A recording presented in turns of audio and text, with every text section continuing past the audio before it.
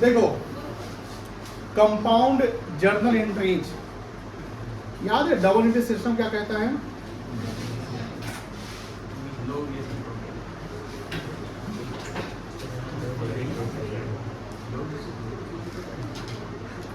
Double entry system कहता है कि एक कोई ट्रांजैक्शन होने वाला होगा, एक क्या होगा बेटा? ट्रांजैक्शन, और इसके एटलीस्ट मतलब क्या होता है? एटलीस्ट मतलब कम से कम एक बनेगा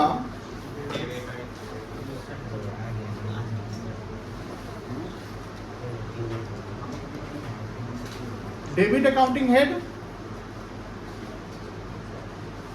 और एक बनेगा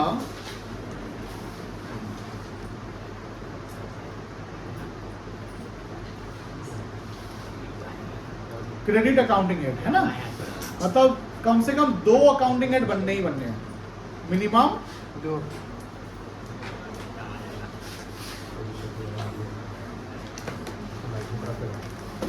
अकाउंटिंग हेड बनेंगे। अब सवाल ये आता है कि अगर कम से कम 2 अकाउंटिंग हेड है तो ज्यादा से ज्यादा हो सकता है ना कि 2 से ज्यादा हो सकता हो। तो जब 2 और मोर देन 2 अकाउंटिंग हेड इधर डेबिट और क्रेडिट हो तो वहां पर उस एंट्री को कहते हैं हम लोग कंपाउंड एंट्री कहते हैं। तो सर अगर एक अकाउंट डेबिट हो रहा है और एक अकाउंट क्रेडिट हो रहा है तो उसको कंपाउंड कहेंगे? नहीं कहेंगे। फिर उसको क्या कहेंगे? उसको कहेंगे सिंपल एंट्री। क्या बोलेंगे बेटा? तो सिंपल एंट्री का मतलब जब एक आपने डेबिट कर दिया और एक आपने क्रेडिट कर दिया। लेकिन जैसे आपको याद होगा, जैसे हम लोग पहले सवाल किए थे जिसमें जैसे ये देखो मई 20 का एंट्री दिख रहा है ना, मई 20 का एंट्री था ना, हेमंत क्या 16,200 बाकी था, उसको हम 15,700 दे दिए और 500 का अपने डिस्काउंट, सॉरी उल्टा बोल दिया, 16,200 उसके यहाँ बाकी था और उसने हमको 15,700 दिया, हमने 500 इसको डिस्काउंट छोड़ दिया। तो इस जर्नल एंट्री में देख रहे हो कि 2 अकाउंटिंग है डेबिट हो रहा है, 2 अकाउंटिंग है क्या बेटा? और एक अकाउंट क्रेडिट हो रहा है। तो इस एंट्री को सिंपल एंट्री नहीं कहेंगे, क्या कहेंगे? Compound entry. तो सिंपल एंट्री का मतलब जहां एक डेबिट और एक क्रेडिट हो रहा है, और कंपाउंड का मतलब जब 2 या 2 से अधिक डेबिट और क्रेडिट। ऐसा भी हो सकता है कि 2 डेबिट 2 क्रेडिट हो जाए, कुछ भी हो सकता है, बट अकाउंटिंग हेड 2 से अधिक होना चाहिए, तो उसको बोलते हैं कंपाउंड जर्नल एंट्री। कोई ज्यादा टफ नहीं है, बस कंपाउंड एंट्री का हेडिंग है। हो सकता है कि एग्जाम में थ्योरी पूछ ले कि what is the compound entry, तो आप बोलोगे थ्योरी तो आता नहीं, लिखने आता है, 2 एंट्री से अधिक कर देता, लेकिन उसका थ्योरी कैसे बनेगा? तो समटाइम क्या है ना कि जब न्यूमेरिकल्स पढ़ते हैं ना, तो न्यूमेरिकल्स में हमारे कॉन्सेप्ट्स भी क्लियर होने चाहिए कि हाँ कंपाउंड एंट्री क्या कहता है। क्या हो सकता है एमसीक्यू एक सवाल है, एमसीक्यू आया कि कंपाउंड एंट्री मींस व्हाट, अब 4 ऑप्शन रहेंगे, हो सकता है उसमें ढूंढने में दिक्कत हो जाए, है ना? लिख लो when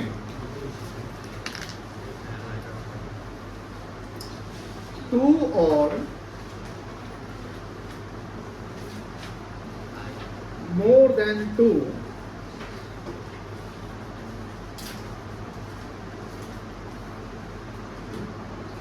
accounting head is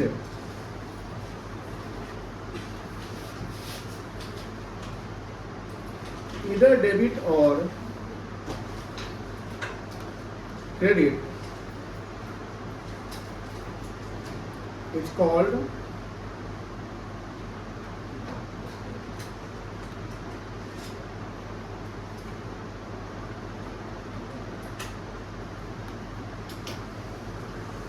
compound entries. For example,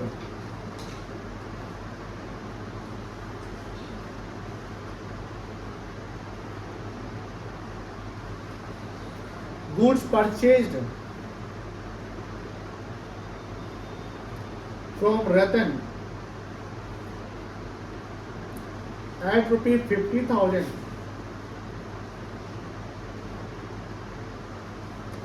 half the amount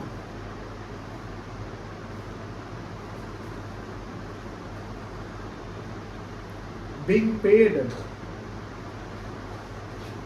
by check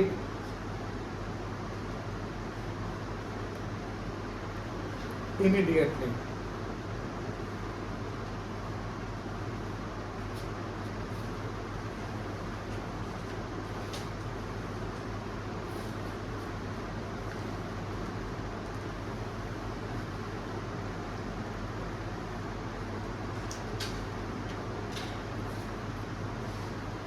हो गया, लिख लिए। अब बताइए यहाँ पर परचेज वैल्यू कितना है बेटा?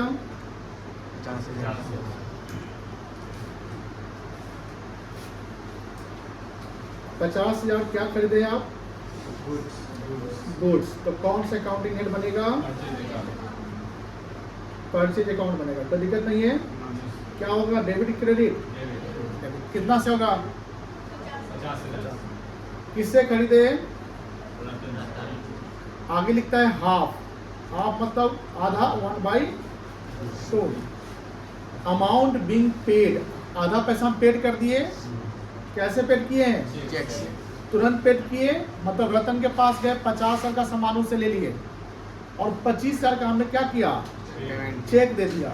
मेरा पैसा कहाँ से कटेगा? चेक से कट दिए तो बैंक से कट जाएगा। तो बैंक अकाउंट बनेगा हेड। अब बैंक बैलेंस में घट जाएगा कि बढ़ जाएगा? घट जाएगा तो क्रेडिट होगा डेबिट होगा? मतलब कितना रुपया? जी सर। बैंक अकाउंट आ जाएगा और हो जाएगा वो क्रेडिट। आधा पैसा आपने नहीं ना दिया, तो आधा पैसा भविष्य में दोगे कि नहीं दोगे?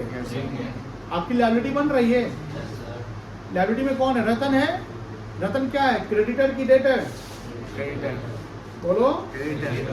क्रेडिटर। ये हमारा क्या बन गया? लायबिलिटी बन गया।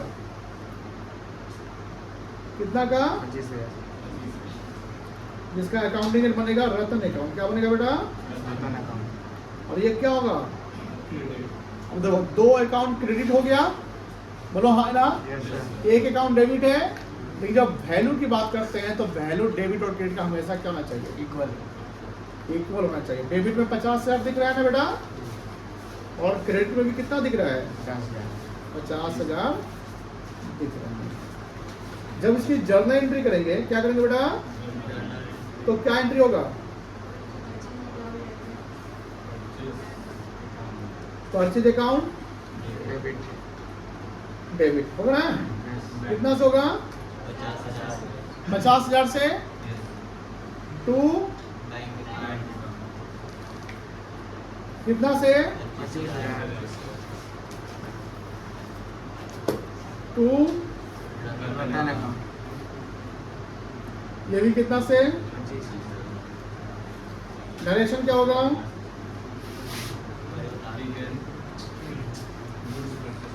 Being goods purchased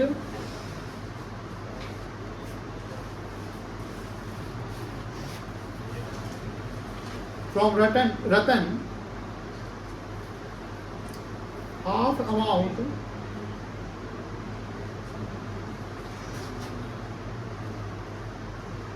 paid by check। लिख लीजिए।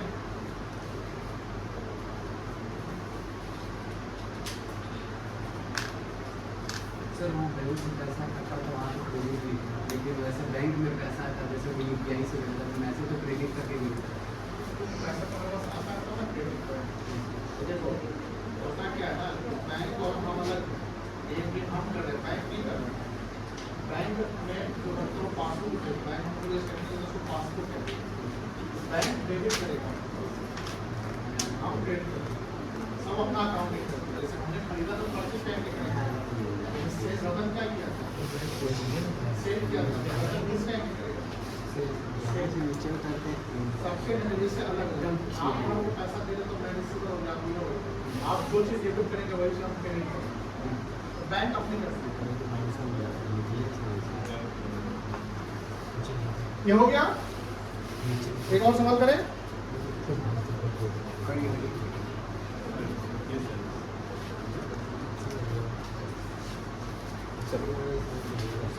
Example 2,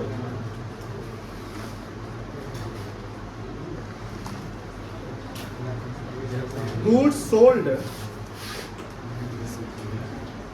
to Saurabh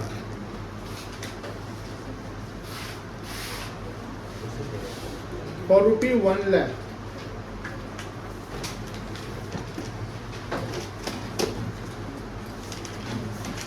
The 30% amount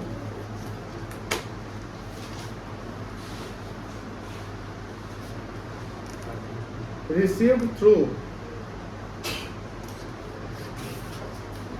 UPI. UPI का फुल फॉर्म जानते हो? यूनिफाइड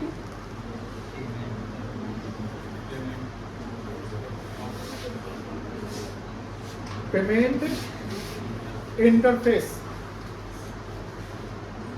मुझे बताइए सेल वैल्यू कितना है?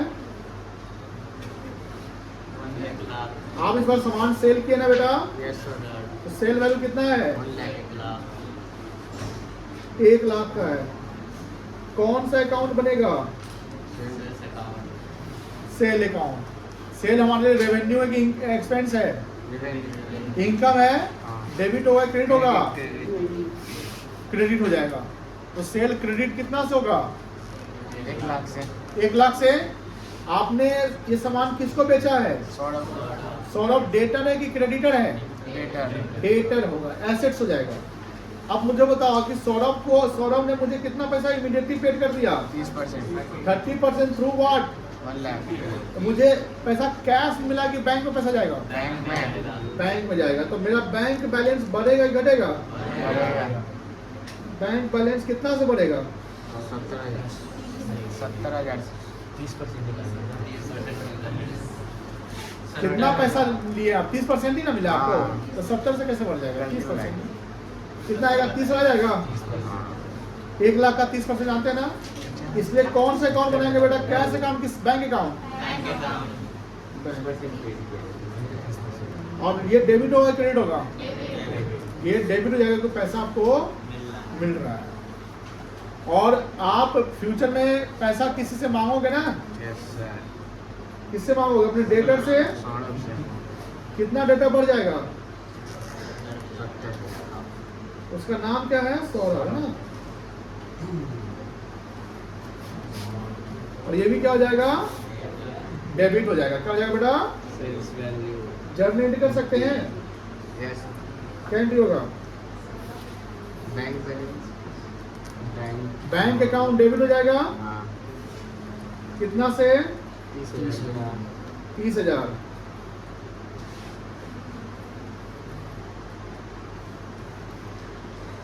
सौरभ अकाउंट भी क्या हो जाएगा? कितना से? 2 कितना से? 1 लाख 1 लाख से। कोई दिक्कत नहीं बेटा, ऐसा लिख लेंगे। Being goods sold to Saurabh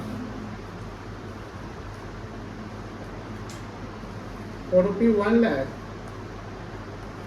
and 30% received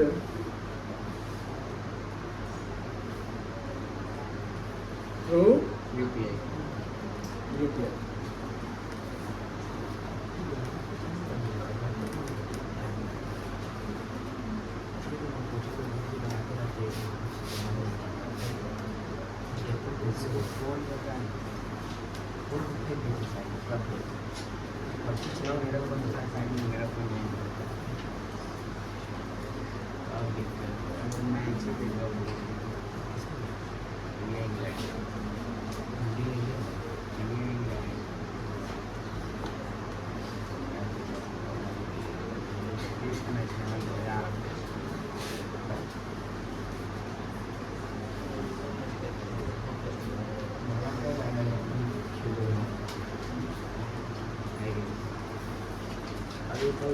हम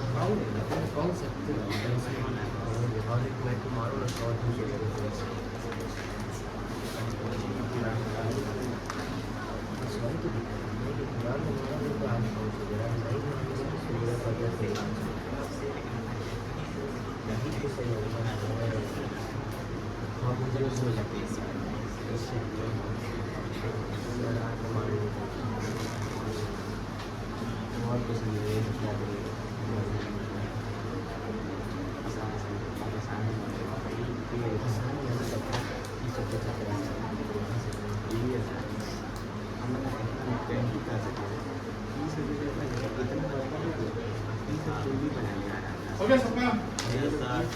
आगे चले। 2 आसान था, अब तीसरा। रजिस्ट्रेशन 6 वही हम वाला क्वेश्चन तो यहाँ के सब तो लेके बन गया 9 में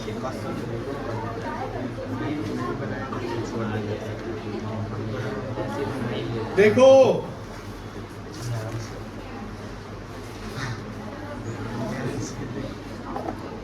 goods purchased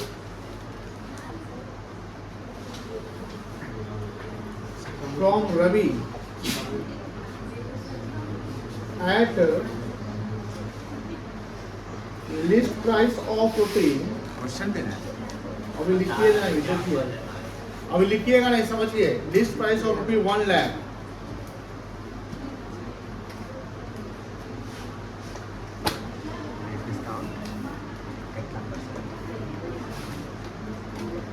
Trade discount being 10%,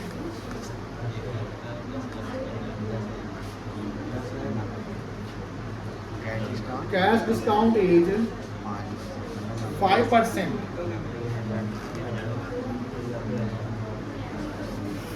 30% of amount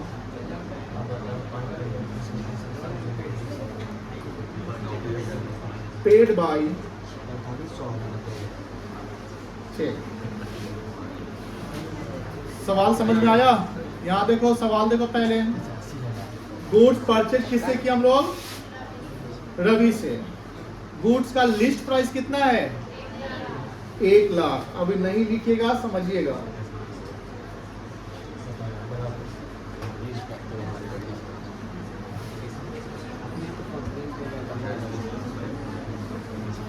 trade discount किस वैल्यू पे निकलता है? ट्रेड डिस्काउंट किस वैल्यू पे निकलता है? अगर उधार में खरीदेंगे तो ट्रेड डिस्काउंट मिलेगा?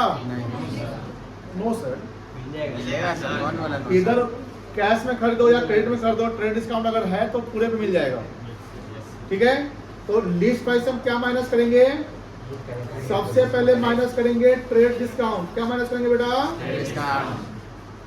Trade discount. क्या इसकी एंट्री करेंगे? ट्रेड डिस्काउंट का जर्नल एंट्री होता है? नहीं होता है। कितना परसेंट ट्रेड डिस्काउंट है? 10%। तो 1 लाख का 10% कितना आ गया? 10,000। अब समझिए कितनी वैल्यू हो गई? 90,000। इसको क्या बोलेंगे आप?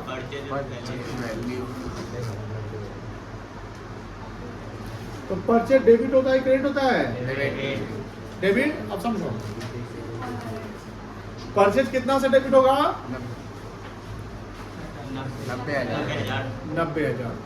अब यहां से थोड़ा सा समझिए। कैश डिस्काउंट भी दिया हुआ है 5%। ये जो कैश डिस्काउंट 5% तब मिलेगा जब आप पेमेंट कैश में करोगे तब। Cash in the sense cheque भी पेमेंट कर दे तो मतलब जब आप पेमेंट करोगे तब मिलेगा। अगर पेमेंट नहीं करोगे तो डिस्काउंट, कैश डिस्काउंट नहीं मिलेगा। ये कौन से बताया थे क्या? Yes sir. आगे लिखता है 30% of the amount paid by cheque. मतलब आपने पूरा पेमेंट नहीं किया, पार्ट पेमेंट किया है। तो क्या कैश डिस्काउंट हम 5% पूरा 90,000 पे निकालेंगे? हाँ, क्या पूरा 90,000 पे निकलेगा? नहीं निकलेगा, क्योंकि आप 90,000 का सामान खरीद रहे हो, इसमें आप पूरा पैसा नहीं देने जा रहे हो। आप कितना पेड कर रहे हो? 30%। अभी नहीं लिखिए, समझिए पहले। यानी आप यहाँ पर पेमेंट 90,000 में उसका आप कर रहे हो कितना परसेंट बेटा? 30%। ऐसे निकलता है ना? कितना आएगा ये? 27,000।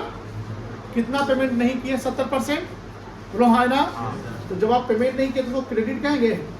उधार, मतलब उधार खरीदा, क्रेडिट परचेज। बोलो हाँ ना?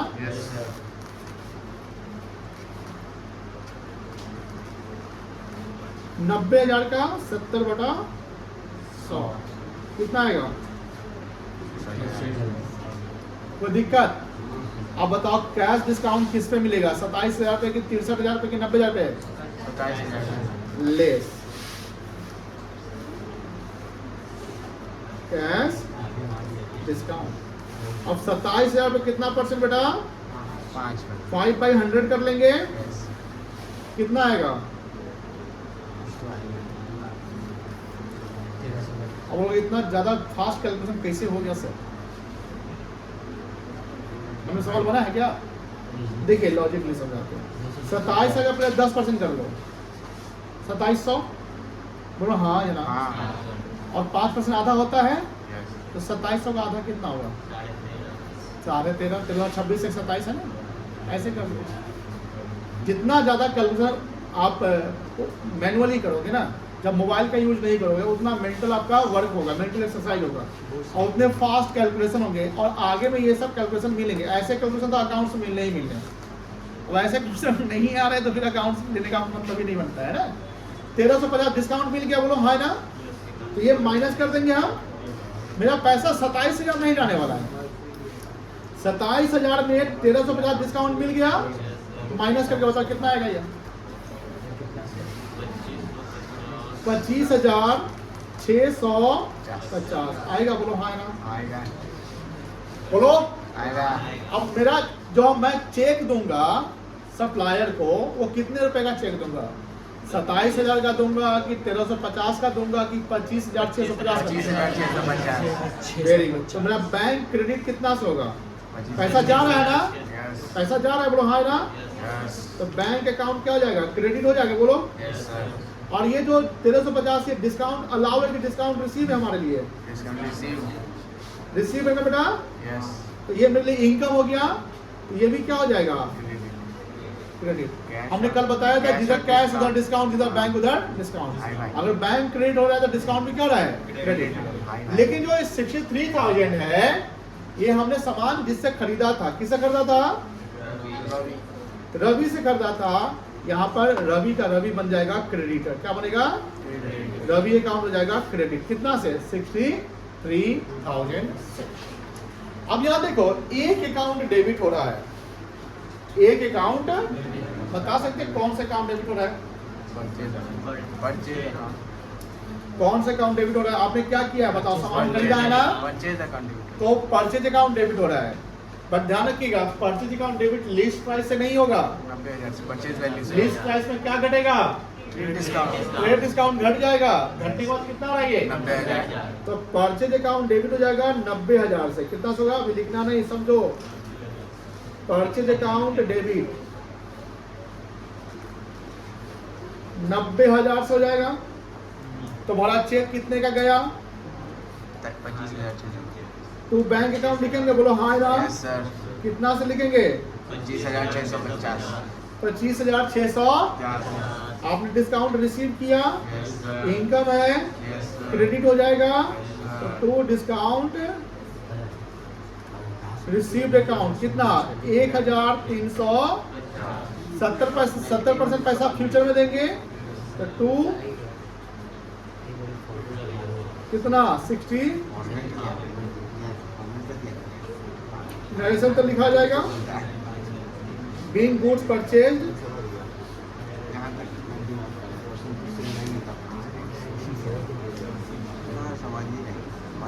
From Ravi, 30% paid by cheque and discount receive. चलिए समझ गए, बोलो नोट करोगे, क्लास करना है ना ध्यान से। अभी ध्यान से क्यों लिखे थे, क्योंकि ध्यान देने वाला कॉन्सेप्ट था, नहीं ध्यान दोगे समझ में नहीं आएगा।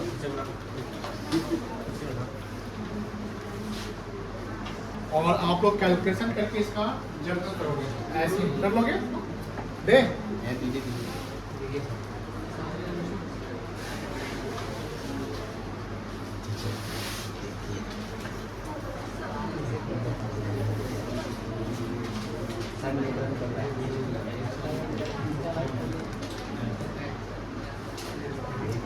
goods purchased from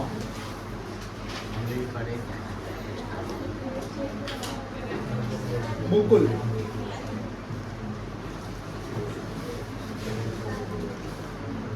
at list price of rupees 2 lakhs. मेरा है ना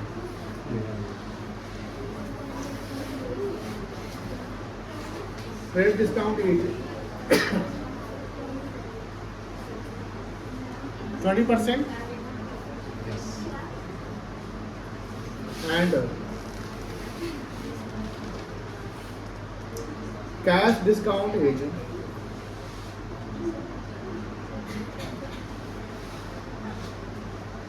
3%.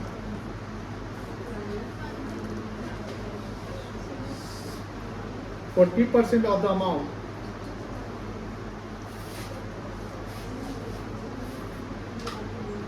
paid by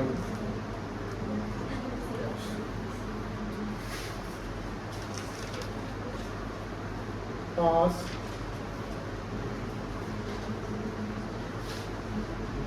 journal entry की working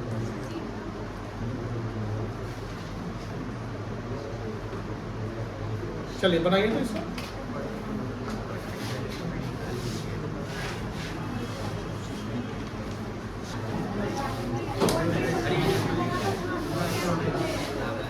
goods purchased from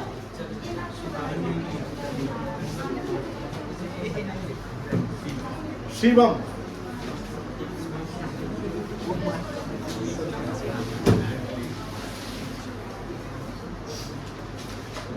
at list price of rupees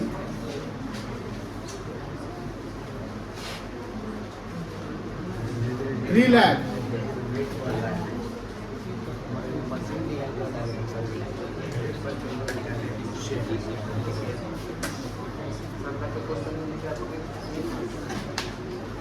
trade discount is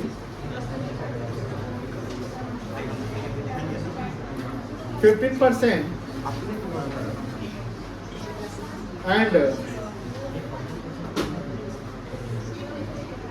और देखिए मम्मी का cash discount is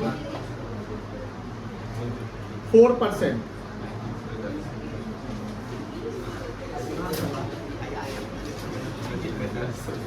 %60 of the amount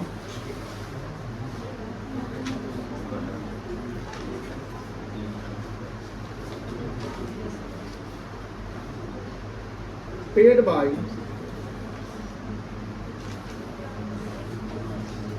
check.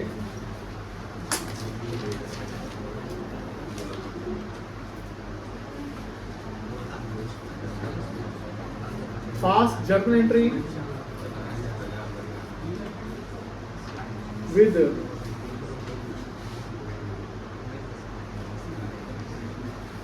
Working note.